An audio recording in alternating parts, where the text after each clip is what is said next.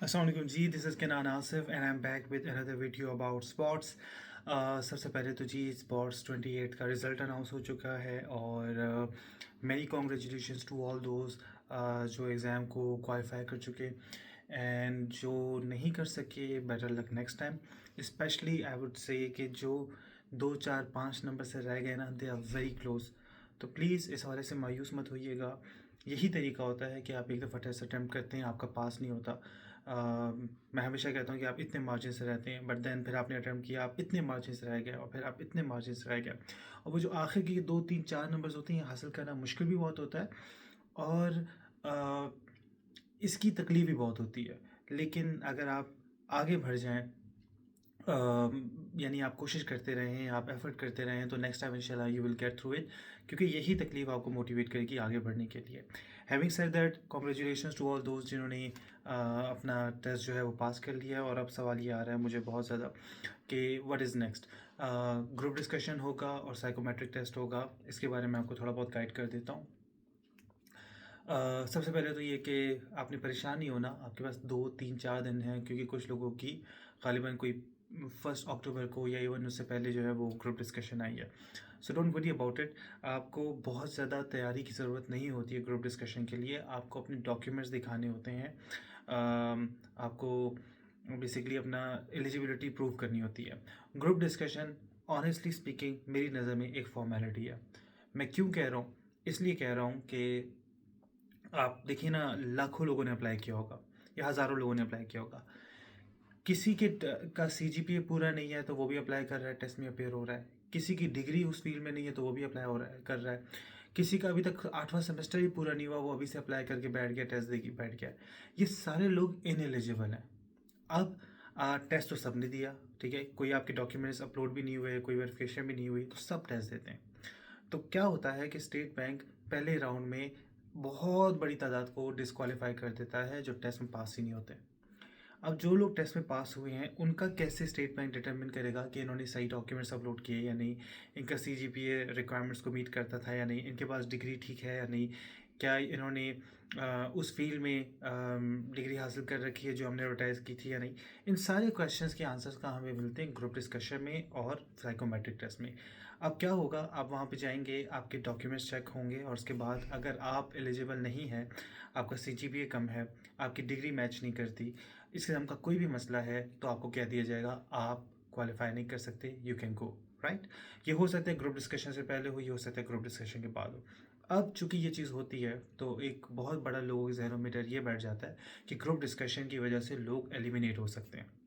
ऐसा बहुत कम होता है, ऐसा नहीं होता। अगर आप कोई बहुत बड़ा ब्लंडर नहीं कर रहे तो ऐसा नहीं होगा। तो बेसिकली इसका मेन मकसद ये होता है कि आपको बुनियादी तौर पर आपके डॉक्यूमेंट्स को वेरीफाई किया जाए। तो मैं फिर कह रहा हूँ, बार बार मैंने कहा है कि आपके पास आपकी डिग्री होनी चाहिए, आपका लोकल डोमिसाइल सर्टिफिकेट होना चाहिए, तमाम ट्रांसक्रिप्ट्स आपके पास होनी चाहिए, अपना शनाख्ती कार्ड लेके जाएँ, तमाम चीज़ें वेरीफाई करें, ठीक है। तमाम चीज़ें लेके जाएँ। अटेस्टेड डॉक्यूमेंट्स ज़रूरत नहीं, बट ओरिजिनल डॉक्यूमेंट्स अपने सारे लेके जाएँ।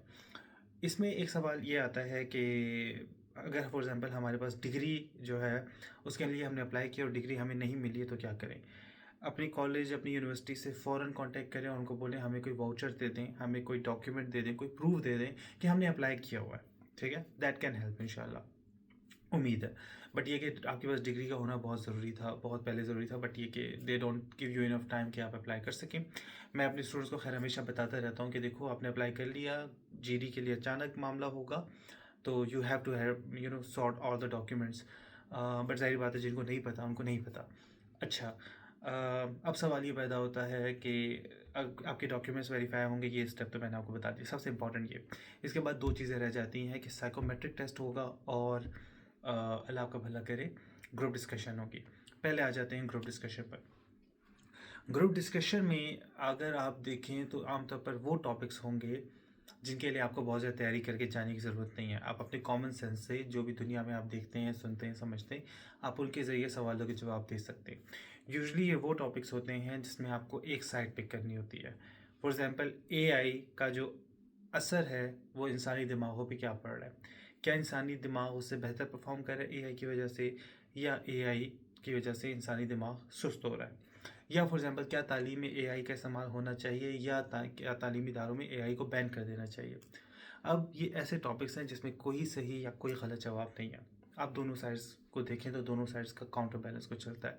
तो ये जो फॉर और अगेंस्ट वाले टॉपिक्स हैं ना, आप इनके ऊपर बात करते हो। इसके अलावा कोई और टॉपिक हो सकता है जिसमें फॉर हो वर्सेस अगेंस्ट हो, तो आपको ऐसे टॉपिक्स दिए जाएंगे और आप उन टॉपिक्स पे बात करेंगे। क्या आपको तैयारी करके जाने की ज़रूरत है? बिल्कुल नहीं, आपके पास ऐसे ही 2 दिन का टाइम है, इसमें तैयारी हो भी नहीं सकती है। आपने अपनी दुनिया में, अपनी ज़िंदगी में जो कुछ देखा है, ऑब्ज़र्व किया है, सीखा है, बस आपने उसको अपने लफ्ज़ों में बयान करने की सलाहियत दिखानी है कि मेरे ज़हन में जो आता है मैं बात कर लेता हूँ। बिल्कुल ऐसे जैसे मैं आपसे बात कर रहा हूँ। This is it. अच्छा, इसके बाद आपका साइकोमेट्रिक टेस्ट होता है। साइकोमेट्रिक टेस्ट जो है ये कोई ऐसा नहीं है कि कोई माहिर नफ्सियात आपके सामने बिठा दिया और आपसे सवाल कर रहा है। नो, कुछ ऐसा नहीं है कि कोई आपको तस्वीरें दे दी और उनको बोला इनको इंटरप्रेट करो और अगर आपने सही से इंटरप्रेट नहीं किया तो आप फेल हो गए। नो, पर्सनैलिटी टेस्ट है। ठीक है, मुझे अब एग्जैक्टली नहीं पता कि किस नेचर के सवाल आते हैं, क्योंकि 45 मिनट्स होते हैं लोगों के पास और उनको कोई 150 क्वेश्चंस होते हैं जिनके आंसर्स करने होते हैं। Again there is no right और रॉन्ग आंसर। पर्सनैलिटी टेस्ट है। आप भाई लोगों से ज़्यादा सोशलाइज करना पसंद करते हैं, हाँ या नहीं? मतलब अगर नहीं करते हैं तो स्ट्रांगली डिसएग्री है 1, और जितना ज़्यादा आप इस स्टेटमेंट से एग्री करते हैं वो 1 2 3 4 5 6 7 7 का मतलब है स्ट्रांगली एग्री, जैसे आपने रिसर्च के क्वेश्चंस देखे होंगे। तो ये पर्सनैलिटी टेस्ट रिलेटेड क्वेश्चंस हैं। अब इस बात से फ़र्क ही नहीं पड़ता कि आप एक्सट्रोवर्ट हैं या आप इंट्रोवर्ट हैं, या आपका लेवल ऑफ कंसाइशियसनेस कितना ज़्यादा है कितना कम है, या फॉर एग्जांपल कोई और ट्रेट है, वो लॉन्ग टर्म ओरिएंटेशन कितनी हाई है और या कितनी लो है। It doesn't matter, right? हम सब कहीं ना कहीं मिक्स एंड मैच होते हैं ना, पर्सनैलिटी सबकी डिफरेंट होती है। तो ये पर्सनैलिटी टेस्ट होता है। इसके लिए आई डोंट नो, लेकिन अगर आपने समझना है कि किस किस्म के क्वेश्चंस होते हैं तो गूगल पे लिखें बिग 5, और बिग 5 का ना कोई पर्सनैलिटी टेस्ट जो है ना वो अटैम्प्ट करके देख लें। या मायर्स ब्रिग्स एक टेस्ट होता है। बिग 5 थोड़ा ईजी होगा आपके लिए, मायर्स ब्रिग्स भी आप देख सकते हैं, वो भी बड़ा ईजी है। आई डोंट नो मैं ईजी क्यों कह रहा हूँ, मतलब बिग 5 थोड़ा साइंटिफिक है ज़्यादा पर्सनली मेरे हिसाब से। लेकिन खैर, आप बिग 5 के क्वेश्चंस को अटेम्प्ट करके देखें, आपको पर्सनैलिटी टेस्ट भी हो जाएगा और आपको अंदाज़ा भी हो जाएगा कि जो ग्रुप डिस्कशन में साइकोलॉजिकल असेसमेंट हो रही है वो कैसे हो रही है। सो तमाम बातों को मैं फिर से रिपीट करता हूँ और मैं इसी पर इस वीडियो का अख्ताम करूँगा कि number 1, congratulations. Number 2, documents ready करें। नंबर 3, ग्रुप डिस्कशन की तैयारी के लिए परेशान होने की ज़रूरत नहीं है, इट्स अ फॉर्मेलिटी। और फॉर्मेलिटी ना भी हो तो इट इज़ नॉट समथिंग जो बहुत ज़्यादा ना आपको डेविस्टेट करके रख देगी, या जिसके लिए बहुत परेशान होने की ज़रूरत है। टॉपिक्स ईजी होते हैं।